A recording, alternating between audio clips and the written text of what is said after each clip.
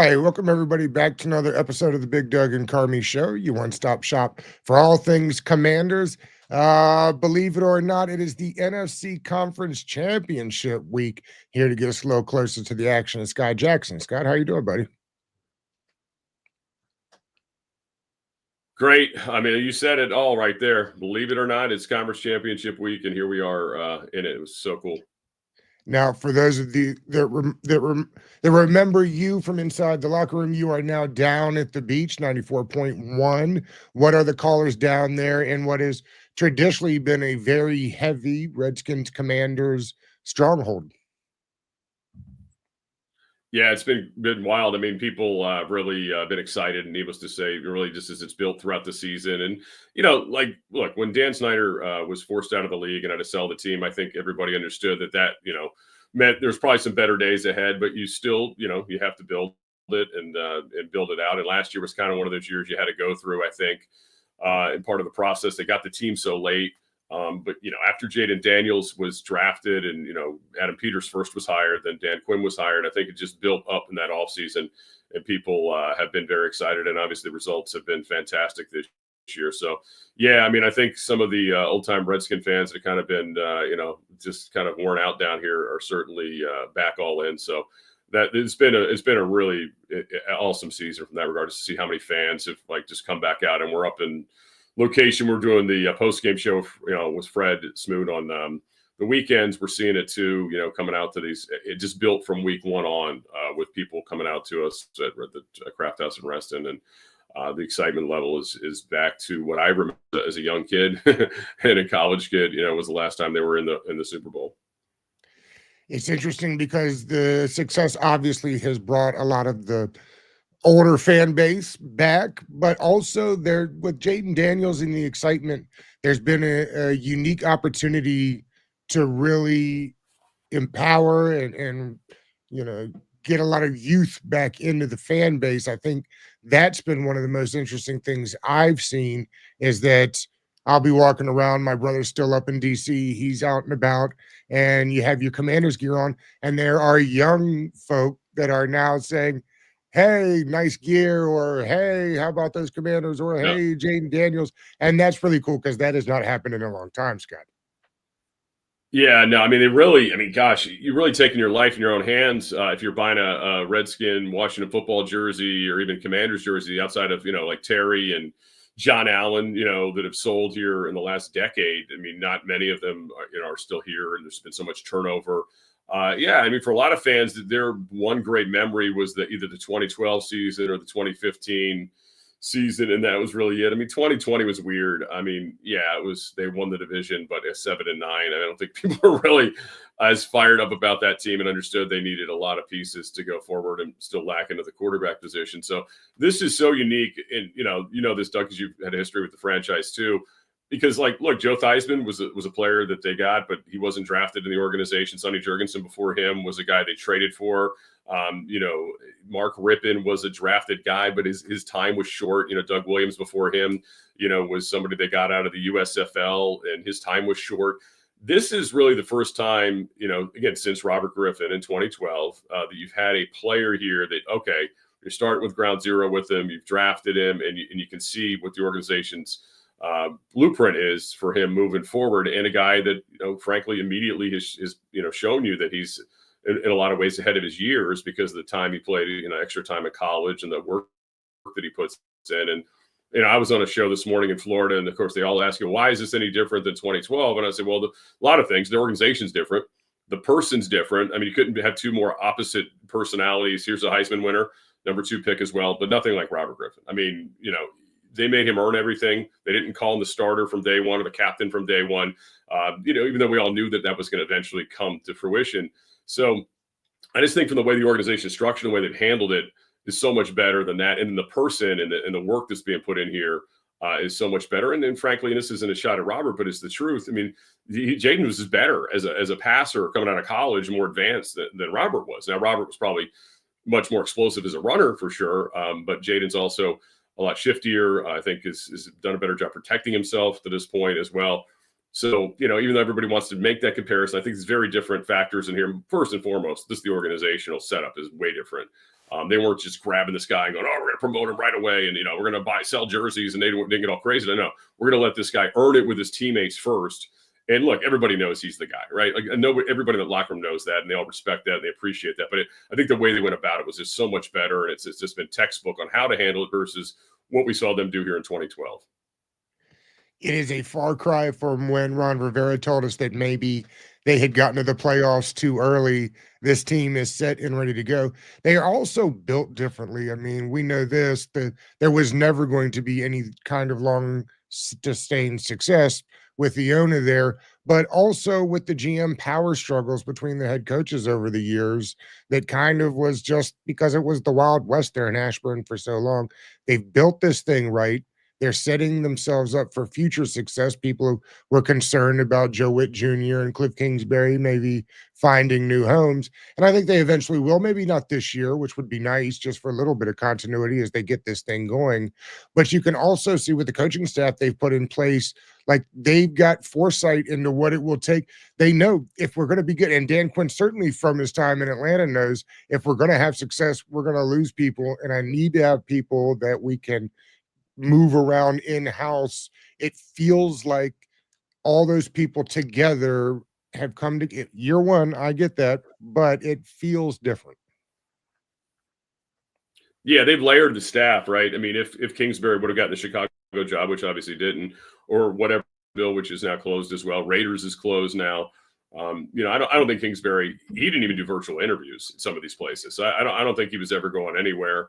I guess New Orleans is still out there. It looks like Dallas now is down to either Schottenheimer or Kellen Moore with this Pete Carroll news today with the Raiders. But anyway, all that being said, yeah, I mean, I think they've layered it nicely. I mean, you've got people behind him.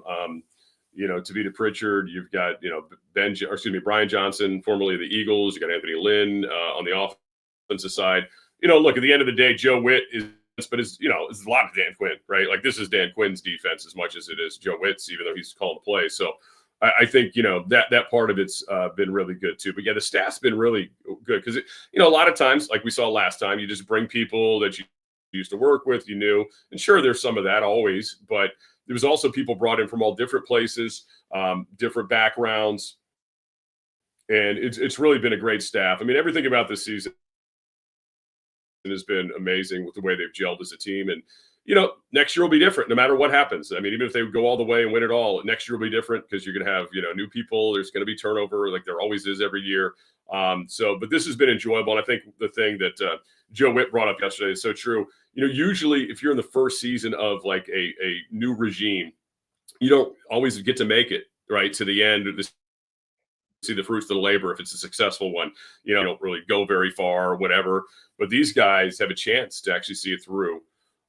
To get into the championship game, is amazing. And I mean, you watch these press conferences and you've watched these games this year. This group is not going up there to really feeling like, yay, we've made it. This is a successful season already. We'll play this game, I guess. No, they're going up there to kick their ass and win a Super Bowl. I mean, that's the way they look at it. There's no fear factor with these guys and a big belief. And you always hear it in training camp, but you never really know until you get in. But Bobby Wagner said it in training camp, and he obviously wasn't bullcrapping us because, like, we've seen it come together here. There were at least 3 teams that's come out now that passed on Cliff Kingsbury. And I say that just because it's been one of those years, those off seasons where give Adam Peters a lot of credit. He didn't miss on anything. I mean, nobody really wanted Dan Quinn, if we are honest, to go back and look at it. Everybody expected Ben Johnson. He went with a guy that he knew could instill a certain culture that was important for the organization. They've hit on almost all of the draft picks. I mean, the one corner, Michael Davis, I think is about the only one that you say what happened here. It's been impressive and almost uncanny how many swings they had to take this year. Almost 70% of the roster got turned over. And to hit on this many, it just feels like I don't know if you buy into one of those years or teams of destiny, but boy, if you don't, this is about as close as it gets. No, I know what you're saying because you just feel like you have it. Some years like everything's breaking your way. And I mean, we'll see Sunday, but I mean, Jalen Hurts, we don't know what his physical situation is going to be on Sunday. It didn't look great at the end of that Rams game. And obviously we saw that in the last time they played the Eagles, if you can pretty much take away, if you can stack the line and just really focus on Saquon Barkley as they did in the second quarter in that game once Hurts went out, you can really change the way Philly plays. They're not as impactful. Their passing game hasn't been good anyway for multiple weeks here for a variety of reasons. But, A.J. Brown also doesn't appear to be his full self. And that's what happens. I mean, it's a battle of attrition. The healthier teams make it through. Philly, to their credit, when they won their Super Bowl, made it through the backup quarterback with Nick Foles. So, anything's possible. Certainly the way Barkley's playing, could he carry them on Sunday? Absolutely. Especially the way this run defense has been in stretches. But this team's had this weird ability to overcome crappy run defense days, right? And all these things. I mean, it's kind of weird when you say the things about Team of Destiny, a Hail Mary, last second wins over and over again, and all these things. So yeah, I mean, I think, and the team starts to have a belief in themselves too, which is the most important thing. Is the confidence it builds. But yeah, I mean, everything Adam Peters has done has been spot on. I mean, he is a boss. I mean, this is his third consecutive NFC Championship game too, right? As a front office person, which is pretty impressive as well. So yeah, he's been the goods, and he was the number one target in the offseason. And, good for him for listening and being open-minded about the process. Even though the fans fell in love with Ben Johnson, he clearly did not. And, he had a pretty good file on Dan Quinn coming into the process because of his relationship with Kyle Shanahan and what he had heard over the years from Kyle about how Dan Quinn was this great builder of culture and was like a truly a person who came to work daily with enthusiasm and fake, right? Like he said, that's the greatest thing about Dan Quinn was he was like really enthusiastic daily, and he's got this energy, and it's not some fake put on like some coaches do, but it was just he's a real genuine guy. And good for Adam Peters for seeing that. And yeah, I mean, who would you rather have coaching this team right now? I mean, who's better? I mean, the press conferences like get the hair on your neck standing up when you listen to him talk with some of the things he says, and the one this week I thought was great. And the dismissive nature of how people look at this team back in week one. And even now, I mean, I've done a couple interviews today. People like, well, you guys, it's a cute little season you've had, isn't it great that you made it here? Now get the hell out of the way. The Eagles are going to the Super Bowl. And I'm like, not so fast, let's let the game play out and see what happens. And certainly, hey, look, the Eagles are best. I've said it all year, and I mean it. I said it way before that I knew they would play in the championship game against the Commanders. I thought they had the best roster in football, 1 through 53. But right now, they're not playing necessarily like that in all phases of the game. And, again, it's what makes this game so intriguing on Sunday. I have heard more people from the Philadelphia side talk about what a cute story this is. And I can't think of anything more disrespectful than calling this a cute season. I think it's been anything short of amazing, not cute, and it's disrespectful. And, they're doing that on purpose, and that's okay. The two teams that met last time, to me, are so far different than the teams that will meet this time.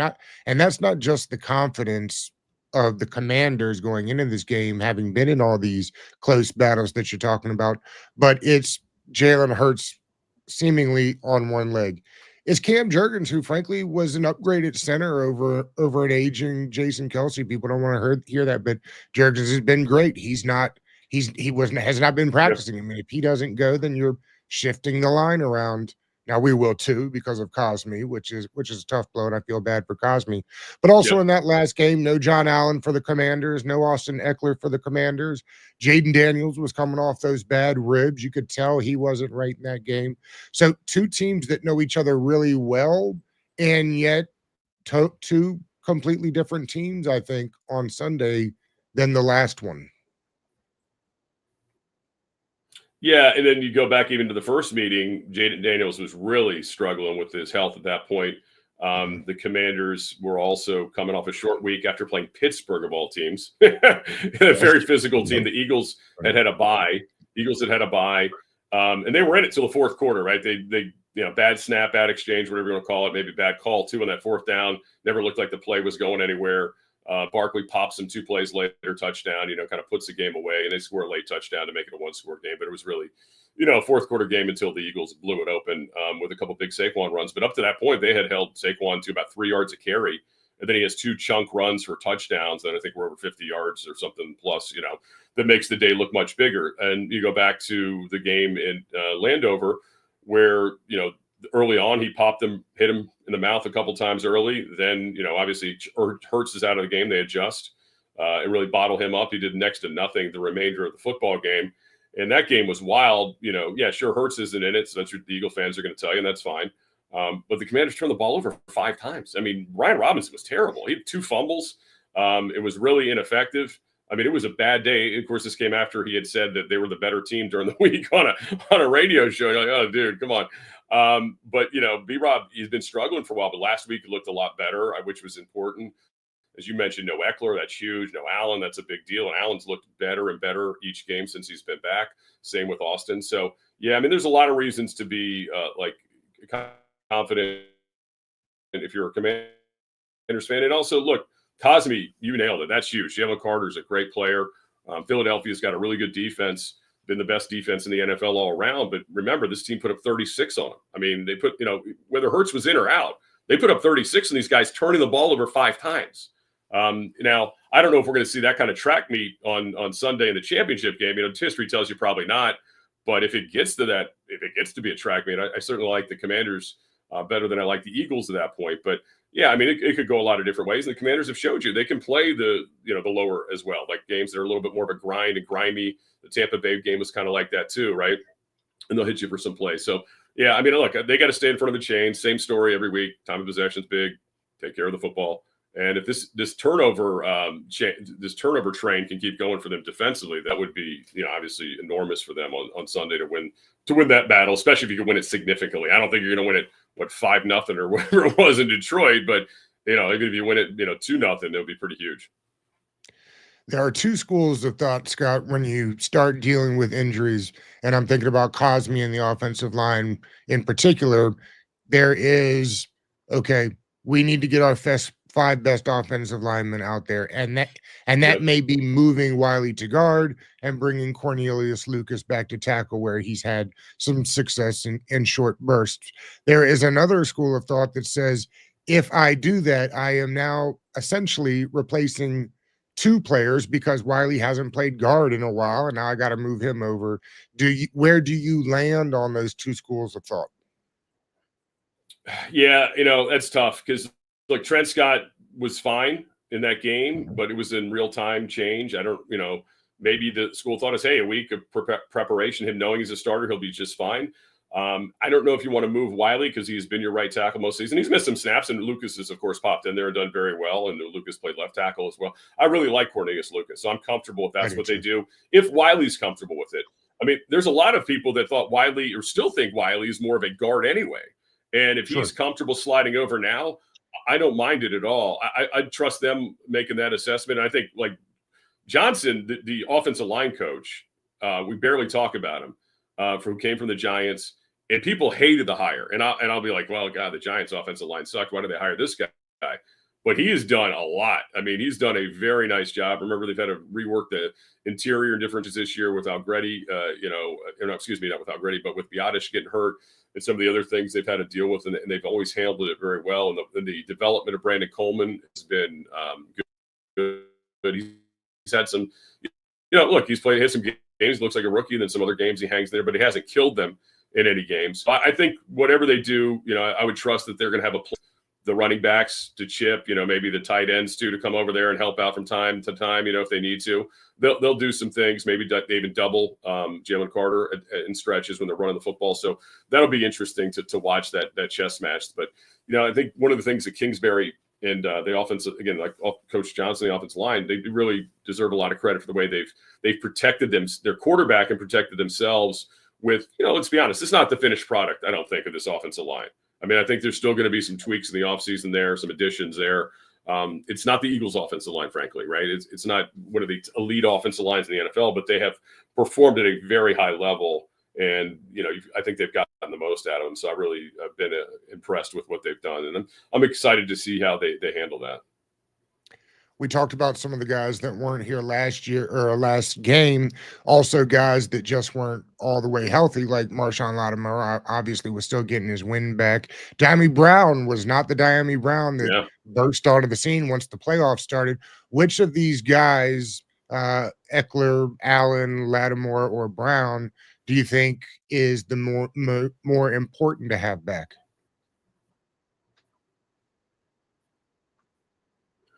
Well, I mean, they're all important in their own way. Potentially John Allen, obviously with the run defense, but I think Lattimore in the back is big. The fact that he's made it through these last several games completely healthy. I mean, the Lions completely avoided him. They treated him like the Saints did. The Saints didn't even go towards him. I think a lot of that for the Saints part of it was, hey, we don't want this guy to make us look bad. We traded him. But I think the Lions they didn't like the matchups with him, and he was that good. I think they threw him at one time, and it'll be fascinating to me. Do you feel the need to move him, especially if Hurts is not himself and isn't comfortable and he's getting rid of the ball quick, right? And he's not mobile. Do you then say, well, we really don't have to put him on Brown every time. We'll just keep him on his side and kind of go from there. Let's be honest, Mike Sainristil, he had to go up against Brown, I think, once or twice in that last game and stood up pretty well. And even in the first game. So, I mean, I think, you got trust in him too. So that's going to be interesting. And I think Lattimore just gives his defense a different edge. He's got a toughness about him. He's got an attitude about him. And I don't think it's a coincidence they've won every game he's played in. I mean, that's small point, but kind of important. He's brought so much to them. And I just think it's an edge that they didn't have before. And, I do like the idea that, hey, if Hurts shocks us all and is completely healthy and, is winging it around the field like we haven't seen him for multiple weeks, then the fact that you have, a guy like Lattimore that can at least, stick with him and battle with him, I think that would be that's enormous for the Commanders. They won't say it out loud. I'll say it for them. I thought it was a little disrespectful that Sainristil didn't at least get on the ballot for Defensive Player of the Year. Yeah, and you know what? In all these awards, when they get announced this time of year, we've had 2 rounds of the playoffs now, right? And we've seen guys, perform at a real high level, and then we've seen, teams not perform at a high level. I mean, Jared Goff being in the MVP category looks ridiculous after watching him last week, right?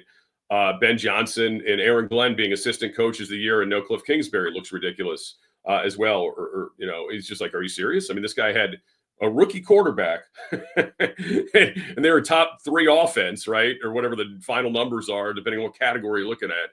And, are here in the NFC Championship game. The fact that even the playoffs was a minor miracle. So all that, is kind of weird when you see these things. And yeah, I thought about the Sainristil thing because he was a rookie of the week in the regular season. And then, of course, the 2-pick game last week. I just feel like sometimes either we should include the postseason in these awards or we just should name them immediately when the season's over. And I get it, they're going to have a TV show and all this stuff where they're going to, they do every year. But it looks really hollow if you've got we'll look this way. I expect Lamar Jackson will win it, but he's walking up there and they're 1 and done in the playoffs, or 2 and done in the playoffs. And it's got to be like, oh, great. Yeah, MVP, it's tough. And it happens in the NBA too, years like Dirk Nowitzki's getting the award at somebody else's arena in street clothes because his team had already been eliminated in the first round, or Steve Nash or whoever, you know what I mean? This over the years, you've seen this in the NBA and always like, oh, what a bad, why do this? Some years it's great. Nikola Jokic gets it on his home court during the playoffs. They're on their way to the NBA finals or something. Cool. It's weird that they do it this way. And it's not like you get the Conn Smythe, which is for the MVP of the entire postseason. We just do a Super Bowl MVP and we ignore all the other rounds. So yeah, but to answer your question, starting on a tangent here. Yeah, absolutely. Sainristil should feel a little slighted, which should be good. I think he's been better than Cooper DeJean. He's been on the field from week 1. Cooper DeJean did not start the season, because he wasn't healthy. So I think it is certainly something I'm sure that he's thinking about coming to Sunday. Now, I'm not asking for a player-to-player comp because I think they're silly, frankly. Okay. But do you have a comp for what Jayden Daniels has achieved this season? Somebody said to me, one of our very smart listeners texted me earlier in the week. I wish I would remember what the guy's name was. But he said, can you think of a better season, all things included, for a rookie, a better, game changer, keeping the NBA out of it's different. Even LeBron James didn't do this his first season. The Cavaliers were still like 12 games under 500 or something like that, right? But you see it in the NBA, right? Guys can come in and flip a franchise pretty quickly. You got a star player, but in the NFL, we don't see this. The only thing, CJ Stroud last year, right? The Texans were awful for a long time. They built up the roster pretty good around him, and he had an excellent season. But Jaden's obviously, advanced further in the playoffs. A little bit more of a dual threat than certainly a much bigger dual threat than CJ Stroud is. And, it's really, in terms of the NFL, there's no comparison. I looked at the other five rookie quarterbacks, right, that have been to the NFC or the conferences, and all those players were on teams that were top one or two defenses. Obviously, right. Not the case with Jaden. He's on the 18th scoring defense. Brock Purdy, they hate to call him a game manager, but let's be honest, we'll call him a distributor, whatever you want to call him, but that's what he was for the 49ers, and they went. Mark Sanchez is clearly a game manager for the year he went with the Jets. Joe Flacco was behind a phenomenal Baltimore defense when he went. You just go down the list of those guys. So, yeah, it really is not comparable. It is historic. Every week we hear he's done this, nobody's done this, and we're still there. And obviously the next step would be to be the first guy ever to get his team into a Super Bowl his rookie season. And the wild thing to me, Doug, is if you put the blood pressure monitor on him, the pulse rate monitor on him, and you told him all these things, it would just be the same. It wouldn't be like, oh my God, I've done, oh my God, I'm going to go, he's like, okay. He's so into the prep, right? Like he's so into his prep and keeping it regular. And that's what everybody keeps talking about. Heard that about him at LSU. I remember interviewing some LSU people prior to the draft to find out if this kid was as legit as he appeared to be. And man, it's been beautiful to watch. Scott, before we get out of here, I've pulled up Underdog. We do a little over-unders to wrap these shows up. Okay. I'll throw them out there. You tell me what you like. They've got Saquon Barkley rushing yards at 130.5. You like the over, the under? I'm second. What was the number? 130.5. For the Eagles? For Saquon Barkley rushing.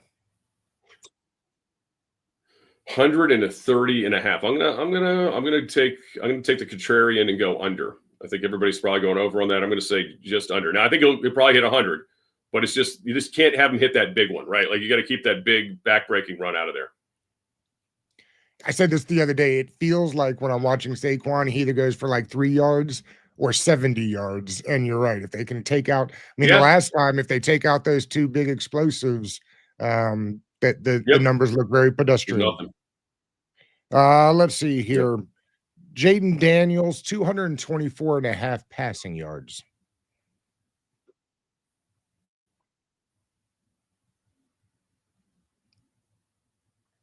Did you get me? Sorry, Doug, I lost you for a second. That's all right, Scott. Can you hear me now? I lost it. Go ahead. 224.5 passing yards for Jaden Daniels. Ooh, 224 passing for Jaden Daniels. I think it's over because I think that's the weak spot of the Eagles. I think it's that secondary. For at least the Commanders showed it was 10.5 rushing attempts for Jaden.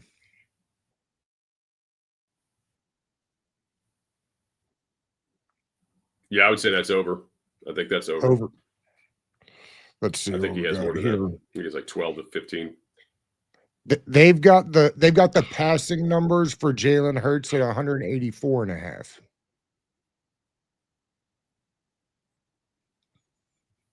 Wow. That's interesting. I would say,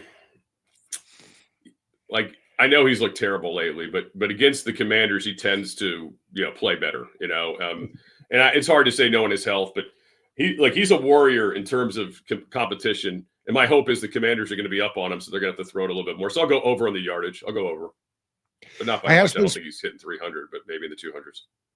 I ask this every week because I think it's an interesting one, and pretty much every week the number's the same, and it's the receptions for Terry McLaurin, 4.5. Oh, it's going to be over. Yeah, I think it's going to be over for Terry. It's interesting. Every week, it's the number is pretty much set at 4.5. Look, they're going to try to take him away. It. Everybody tries to do that. They're going to get him the football. Scott, what do you like the score for on Sunday? Yeah, I think it's over for him for sure. I like the Commanders. I said this earlier, 31-28. 31-28 31-28. Commanders. I like that I one think it's too. going to be. I think it's going to be a tight game. I think it's going to be a tight game, but I think they pull it out. Yeah, I think they pull it out. I think I have the same exact score, which is I think it's spot on. Scott, always appreciate you, buddy. Enjoy it, and man, I hope next in 2 weeks we're looking at a Super Bowl.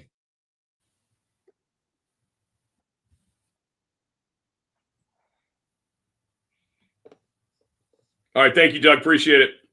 All right, man. Appreciate you.